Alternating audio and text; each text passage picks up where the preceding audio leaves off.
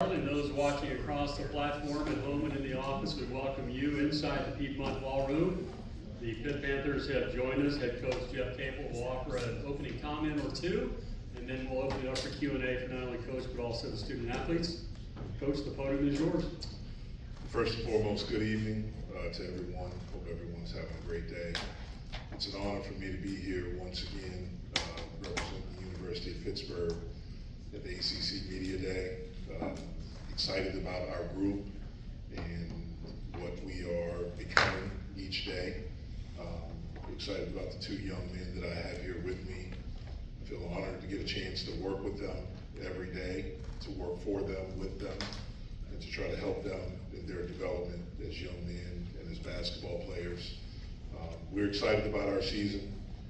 We're excited about who we have and what we think we can become, and we look forward to trying to be our best every day of this journey. We don't take it for granted. Questions? Coach, thank you. Your first question, first row, right side. Dan Tortora, wakeupcalldt.com. Coach, we know the history of Pitt was inside of the Big East. I see Providence, I see Villanova, West Virginia on the non-conference schedule. Just what it means to you to have that Northeast connection, and as the ACC lowers from 20 to 18 games inside of the conference, the importance of scheduling difficult games outside. Yeah, well, certainly where the University of Pittsburgh men's basketball program, they made their name was in the Big East. And the Big East was established in the 80s. Pitt was one of the teams that joined the team somewhere around the mid-80s and had a lot of success, especially starting in 2002 and until they entered the ACC in the 2013-14 seasons. This program was multiple times #1 overall seeds in the NCAA tournament, multiple Big East championships, top 10 finishes, so it was one of the best programs. Since Pitt entered the ACC, obviously the program has tried to find its footing. And so when we looked at scheduling, and it's something we've tried to do since I've been here, trying to get some of the Big East flavor back. And so the Providence game is an exhibition game. Now that you can do it and open it up, that's something that we're really excited about. We'll play them at home this year. We'll go there next season. Villanova starting a home and home with them. Obviously, West Virginia, you know, the long-time rivalry. When Pitt left to go to the ACC, that rivalry ended. They didn't play. And then shortly before I took the job, they started playing again. Certainly going from 20 to 18 gives you more opportunity to do some different things in your schedule. We took advantage of that with scheduling Penn State and doing that at a neutral site. Hopefully that's something in the future that we can continue to do, maybe with them, but perhaps maybe looking at some more Big East teams, and that's something that we're already in discussions for the following season. So we're excited to challenge ourselves in the non-conference. We feel like we have a great mix. We have 2 home games. In the SEC Challenge, we'll have Texas A&M at home, and we'll also have Ohio State at home. We'll have neutral games against Penn State and Central Florida, so a Big 10 and a Big 12 team, and then we'll be on the road at West Virginia and at Villanova. So we're excited about who we have in the non-conference. Coach, right side, fifth row, towards the air wall, so hard right there. Hi, Coach. QCB, Fox Sports Radio Charlotte. You're only a year removed from having a 20-win season. I know there's a lot of sports cliches when coaches give speeches about their teams and realistic goals, but according to you, what's a realistic goal you tell your team behind the scenes what Pitt's looking like this season? Yeah, our goal is, and maybe this is cliche, but it's to get better every day and to really enjoy and embrace the journey. You know, we don't limit ourselves with expectations. We look at opportunities to try to improve each day and to try to max out who we can be individually and collectively as a group. We understand that it's a journey, it's a long season. There are going to be great moments, there are going to be adversities, there are going to be tough times. What we have to do is to have the perseverance and the competitive stamina and spirit that when those adverse times come, that we're strong enough and the culture is tight enough where we can fight our way through it. That's where we got in trouble last year. You know, last year was like the tale of two seasons. We were a really good team in November and December. We were a top 25 team, started out 3-0 in the conference. We had an injury to a guy that was a really big injury, and we were never able to recover from it. And that's on us, and it's on me as the head coach. But I really like the group that we put together. I think we have a group of guys that are super competitive, that have a chip on their shoulder and feel like individually we have something to prove, which means collectively we have something to prove. Now it's on us to go out there and do it every day. Coach, this time left side, fifth row still though, towards the back. Cam Lemons, 24/7 Sports. Coach, a few hours ago, Commissioner Phillips got up here and talked about historically how good the ACC has been and how everyone's trying to get back to where the ACC was, both from a winning perspective and perception perspective. What's Pitt's role in helping the ACC get back there, and how do you attack that, just as a program and as a conference? Yeah, well, as a member of this conference, we all have a responsibility for that. And, you know, we took a step back last year. You know, previous 2 years, you could easily say that, okay, this narrative is not true. And it wasn't true. But coming in right now, if you want to say that about our league, because of what we did specifically in the non-conference last year as a league, it gave a lot of credence to that narrative that's out there. Now it's on us collectively as a group of teams, as member institutions of this conference, to fight our way out of that and to prove once again that we are the premier basketball conference. You can look at it historically, and there's no doubt historically. But if you look at it in current terms, then you could have some questions about that. You know, we had one team make the Final Four last year. That's great. But in this league, you know, we didn't have teams advance in the NCAA tournament. That's not the norm for this league. Last year, I'm hoping was a little bit abnormal. But we have to get off the mat.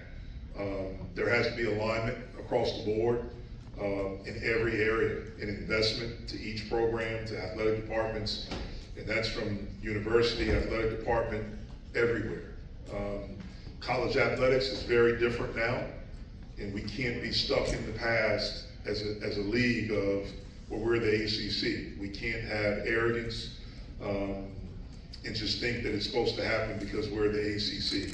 Other leagues, other programs are making significant investments into their departments to have success, and we collectively as a league have to do that as well.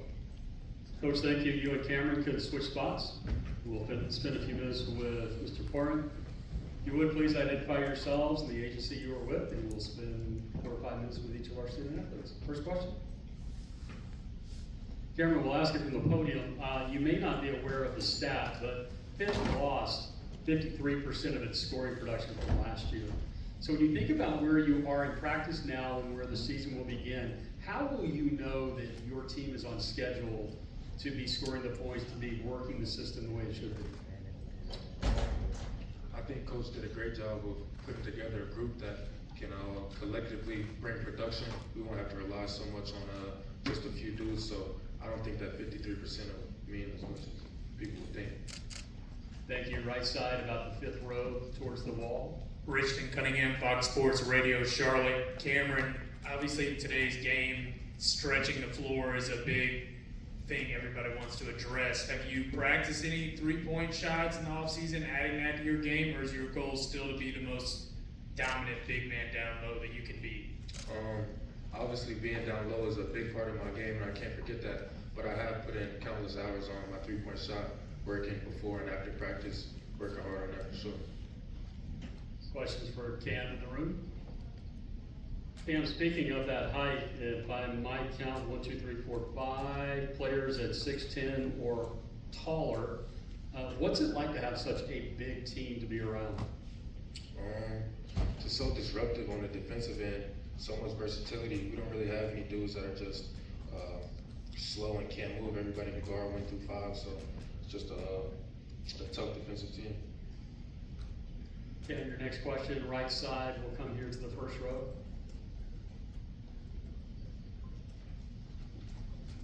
Okay, I'm Dan Tortora, wakeupcalldt.com. Looking at the transfers that have come in, and then looking at from Sydney at Henry, just what you can say about what this does for the team, transfers, just newcomers in general in the front court, and how that might bring Pitt back to being as tenacious as it has been in the past on the boards and around the glass.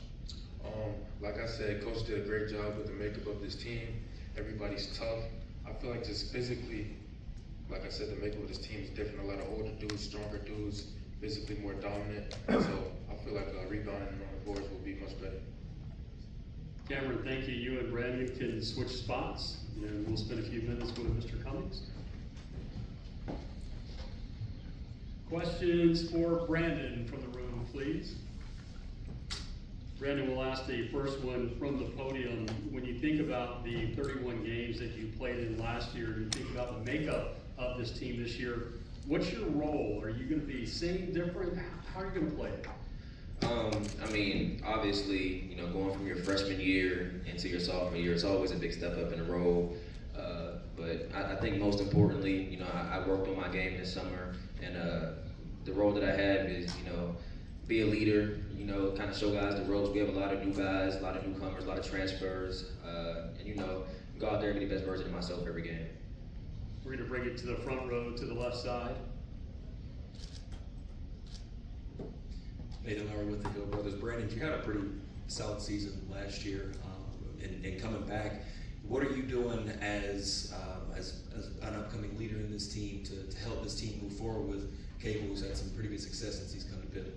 I think most importantly, you know, I'm working on my game, and like I said, I'm showing guys the ropes. You know, Pittsburgh is tough. You know, that's a culture that we have as a team and as a city. And I kind of want to, you know, spread some of that toughness on everybody on the team. And I think this year, you know, we have the guys and we have the tools to, you know, be the toughest team in the country. And I think, you know, we're going to execute our plan the way we say we are. Brandon will stay on the left side, about the fifth row back. Cam Williams, 24/7 Sports. Kind of related to that, you chose to come back. How weird is it as a player when you see guys hitting the portal and you have so much just transfer, influx, outflux? How weird is that as a player? And, you know, what do you do and coach do to kind of help, you know, make sure that, you know, the 1 year is as good as it can be? I mean, it's a different era in college basketball. You know, it's not just us; it's everybody. You know, the majority of the teams, you know, are adding a lot of guys or losing a lot of guys. You know, that's just something that, you know, college basketball as a whole has to accept.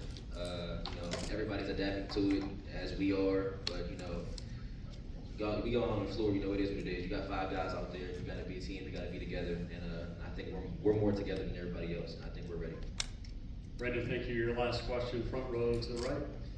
Brandon, Dan Tortora, wakeupcalldt.com. You spoke about this is the world we live in now with DeMarco coming in from Oregon State, Barry from South Alabama. What do they do immediately for this team, in your opinion? For one, they bring toughness. You know where they come from. You know they got to be tough. You know that's just kind of how you got to live life. And they add a lot to the team. DeMarco, amazing point guard, one of the best point guards I've been around, one of the best defenders I've played with. Barry, you know, he shoot the leather off the ball. You know, space the floor really well. You know, defends really well. He's very athletic. So you know, they bring a lot to our team, and they're going to be really successful this year. Pitt, thank you for the time. Good luck this season.